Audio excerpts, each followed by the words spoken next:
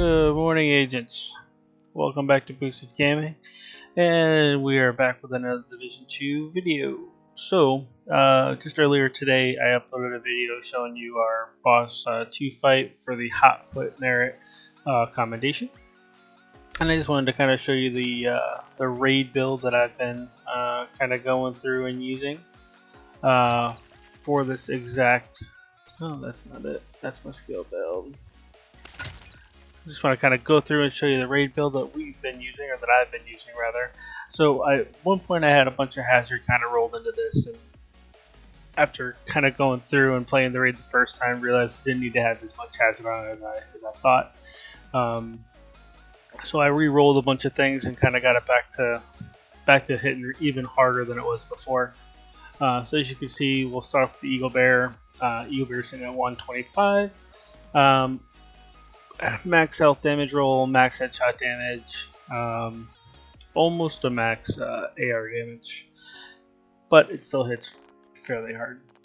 My secondary is a classic M1A with rifle damage maxed out, critical hit damage close to being maxed out, and damage out of cover. Comes with lucky shot on it as well. And as you can see, I also use, depending on situations, I will go with the Bullet King.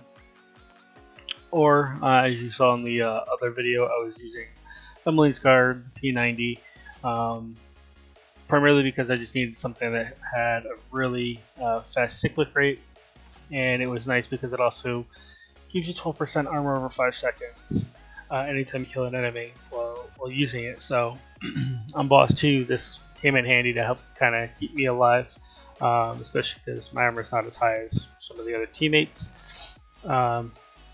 But 726 for armor is not bad either. So we'll start off with the mask. So with the mask, I got the Coyote's mask. Really solid rolls on it. These tend to stack, so you get a couple of us in with the Coyote mask, and it stacks for the whole team. My second piece, I decided to go with the Walker Harrison Company, primarily for the weapon damage. Also, this is probably one of the best things I think I've ever had drop for me in terms of new gear. Especially before the raid. It came with weapon damage, came with critical hit chance. As you can see, I put critical hit damage back into it. I initially had this maxed out for hazard. Swapped that around for critical hit damage. So as you can see, we're rocking a lot of red on this.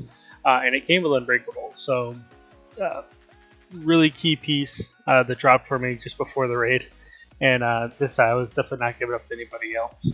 Going into my holster, you see we went with a Seska holster. I do rock a 2-piece Seska on this. This has some hazard on it, already maxed out as you can see. It's got critical hit damage, and I just made sure that the weapon damage was maxed out on it. So this gives us a little bit of hazard. And here's my second piece of Seska. It's going to be my backpack. So with the 2-piece bonus, you get that hazard protection. As you can see, each piece has hazard rolled into it as well. This one also has explosive resistance. Weapon damage is maxed out. I added vigilance to this just because at the time it was the best backpack I had, and with that 2-piece being a hazard protection, it was worth it in terms of trying to stack some hazard into the actual build. My gloves, I opted for the Fenris. As you can see, these are godly rolls. Nothing was ever changed on these. As you see, I got critical hit chance maxed out, critical hit damage maxed out, as well as weapon damage maxed out. I don't think there's really anything you need to do to these gloves to make them any better.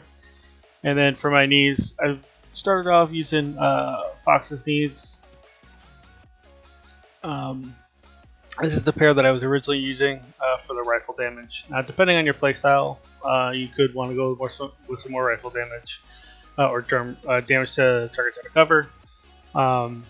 But I ended up opting for Grupos, primarily because it has a 15% critical hit damage bonus. So I want to hit as many crits as I can, especially being in the faces of some of these enemies, like on Boss 1, where you're pretty much surrounding him, Boss 2, where you've got ads constantly spawning. So I wanted the critical hits to hit as hard as they could. So we've got max weapon damage, we got 12% critical hit damage on this, in addition to the 1-piece of 15% critical hit damage. And then obviously it's got a little bit of hazard in there. It's not fully maxed out, but it's only 1% shy of being max. So that's the build I'm currently running, guys. As you can see, I'm watch level 833. And actually with this build, I don't even really run any kind of revives. I run my drone. My drone has got 1.1 million health. You know, its durations of 206 seconds. And sometimes I'll run the fixer drone, but a lot of times I'll run the striker drone here that you see. And this here is what really helps keep me kind of alive, especially while we're running through and we got a bunch of heavies around or anything like that, because they will focus on the actual drone instead of focusing on me. And then obviously your typical revive 5 for if I go down or if my teammates go down while in the raid. So if we kind of jump in here to some of the weapon stats, as you can see, we have almost 50% critical hit chance, and obviously with the Coyote Mask, we're going to max that out every single time.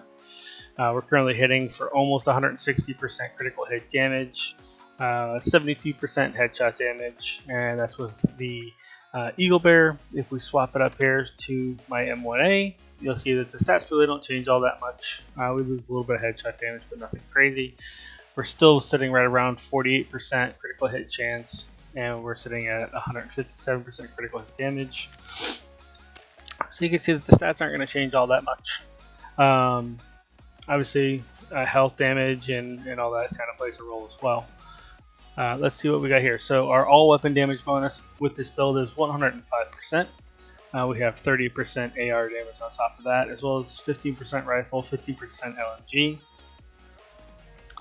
And then one of the key pieces, obviously, is hazard. So we do still have some hazard built in, as you can see. We're sitting at almost 70% burn resistance, which, you know, is not bad. And we're sitting at just about 50% for all other hazards, with 12% explosive resistance. So you got a little bit of hazard built into this. It's definitely survivable. You can definitely go through the entire raid with this build and be perfectly good. The only thing we noticed where hazard kind of plays a bigger role is with the third boss. I'm sure some of you have already seen that third boss has a lot of chems. He's got foam launchers and he's got the oxidizer. So obviously the higher your hazard for that boss, the more likely you are to survive that specific encounter. But if you've got a good healer, if you've got a solid team, good communication, this build would suit you just fine depending on what you're running through. But this is the build that I typically run on the first boss, obviously when we first get in, boss 2 while we're in there, and I'm jumping in and out of the room to grab error codes.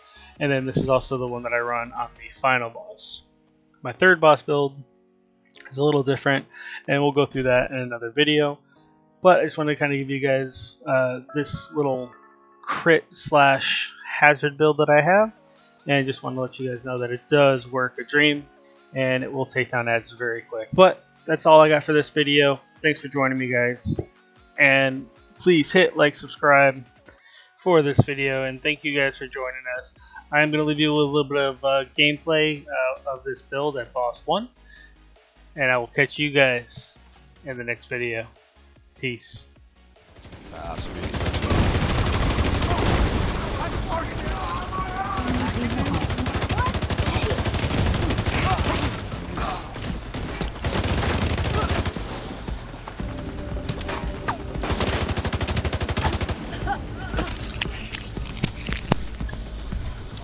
We're up top.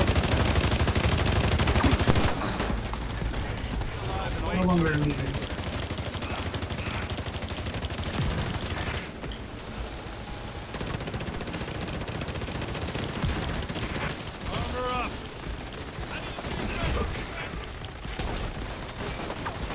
We did this really quick before. Just got started. Here I am, Okay, boss. boss. Get our blue back, nice. There we go. Ah, look at that damage, mate. We're getting quicker. You can see how easy it is. I rammed it with all the trucks. Just.